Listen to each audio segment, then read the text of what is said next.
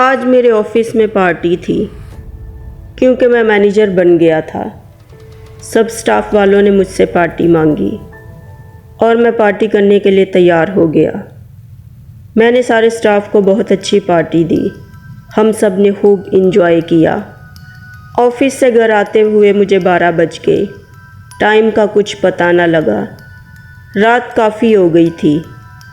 اچانک موسم بھی خراب ہو گیا۔ سارا دن تو گرمی تھی مگر اچانک تیز طوفان آ گیا۔ کالے بادل چھا گئے اور تیز بارش ہونے لگی۔ میں گانا گنگناتے ہوئے تیز بائک چلانے لگا تاکہ گھر جلدی پہنچ جاؤں۔ سامنے سے ایک بے حد خوبصورت لڑکی آتے ہوئے نظر آئی۔ اس نے ہاتھ ہلا کر مجھ سے لفٹ مانگی۔ میں نے اپنی بائک روکی اور لڑکی سے پوچھا، آپ اس وقت یہاں؟ سب کچھ ٹھیک ہے؟ موسم بھی بہت خراب ہے، آپ اکیلی یہاں کیا کر رہی ہیں؟ اس نے کہا، جی میرا ڈرائیور میرے ساتھ ہے، ہماری گاڑی خراب ہو گئی تھی، ڈرائیور کسی سے مدد لینے گیا ہے۔ میں نے سوچا میں کسی سے لفٹ لے کر گھر چلی جاؤں، پلیز آپ مجھے لفٹ دے دیں اور مجھے میرے گھر تک پہنچا دیں۔ میں نے کہا، جی ضرور۔ وہ میری بائک پر بیٹھی اور میں گانا گنگناتے ہوئے بائک چلانے لگا۔ اچانک ایک بہت بڑا گھر سامنے آ گیا۔ وہ گھر بہت پرانا تھا۔ اس نے کہا، پلیز مجھے یہاں پر اتار دیں، یہ میرا گھر ہے۔ اس لڑکی نے دروازے پر رک کر مجھے چائے آفر کی اور کہا، تھوڑی دیر میرے گھر پر ٹھہر جائیں، بارش بھی بہت تیز ہے۔ میں نے کہا، جی نہیں، میں ذرا جلدی میں ہوں۔ اتنے میں اس لڑکی کو غصہ آ گیا۔ اس کی آواز بہت بھاری ہو گئی، آنکھوں میں خون اتر آیا اور بھیانک آواز میں بولنے لگی، تم اس موقع کا فائدہ نہیں اٹھاؤ گے؟ چلو پھر مجھے ہی اپنی پیاس بجھانے دو، مجھے تمہارا خون پینا ہے۔ وہ ایک بھیانک آواز میں بولنے والی چڑیل تھی۔ وہ میرے بالوں سے گھسیٹتے ہوئے مجھے اپنے گھر کی طرف لے جانے لگی اور کہا، آج تم نہیں بچو گے، تم بھی ضرور مرو گے۔ میں چلانے لگا اور مدد کے لیے کسی کو پکارنے لگا۔ اچانک ایک بوڑھا سا آدمی تیزی سے میری طرف آ رہا تھا۔ اس کے ہاتھ میں ایک جلتی ہوئی لکڑی تھی۔ اس نے لکڑی اس چڑیل کے آگے کی تو اس نے میرے بال چھوڑ دیے۔ میں دوسری طرف جا گرا۔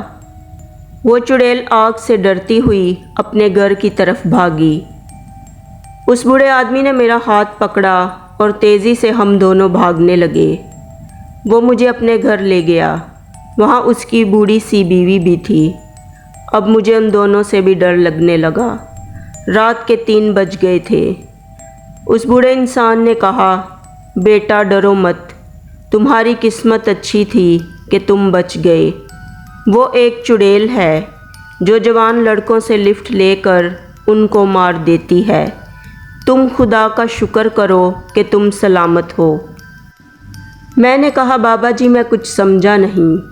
اس بوڑھے انسان نے کہا، یہ گھر میرے مالک کا تھا، وہ بہت امیر تھے، میں اس گھر کا چوکی دار تھا اور میری بیوی وہاں کھانا بناتی تھی۔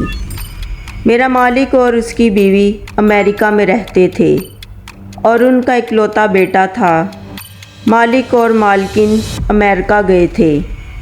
وکی بہت آوارہ تھا، نشہ کرتا تھا، شراب تو روز پیتا تھا اور اس کے دوست بھی بہت آوارہ تھے۔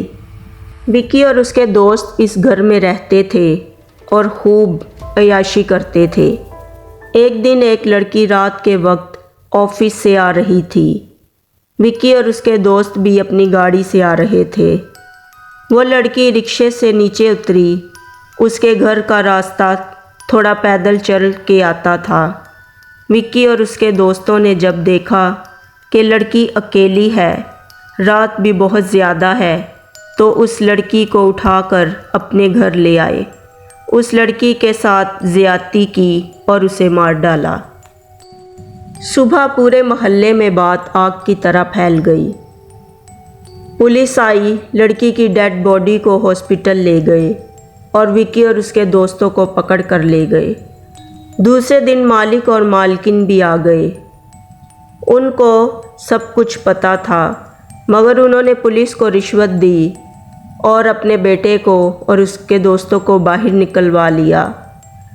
4 دن کے بعد مالک نے وکی سے کہا کہ تم امریکہ چلے جاؤ، اس طرح تم بچ جاؤ گے۔ رات کو وکی، مالک اور مالکن نے امریکہ جانے کی تیاری کی۔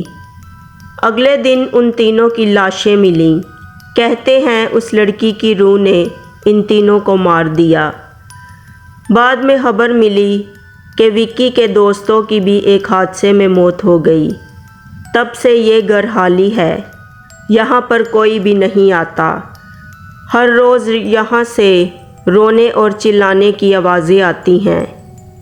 اس گھر کو خالی پڑے 1 سال ہو گیا ہے۔ تب سے لے کر آج تک اس لڑکی کی روح جوان لڑکوں سے لفٹ لے کر ان کو اس گھر میں لے آتی ہے اور ان کو مار دیتی ہے۔ تمہاری قسمت اچھی تھی کہ تم بچ گئے۔ میں نے بھی بہت سے لوگوں کی جان بچائی ہے۔ یہ باتیں سنتے سنتے صبح کے 5 بج گئے اور میری جان میں جان آئی۔ میں نے کہا بابا جی، آپ کی بہت بہت مہربانی کہ آپ نے میری جان بچائی۔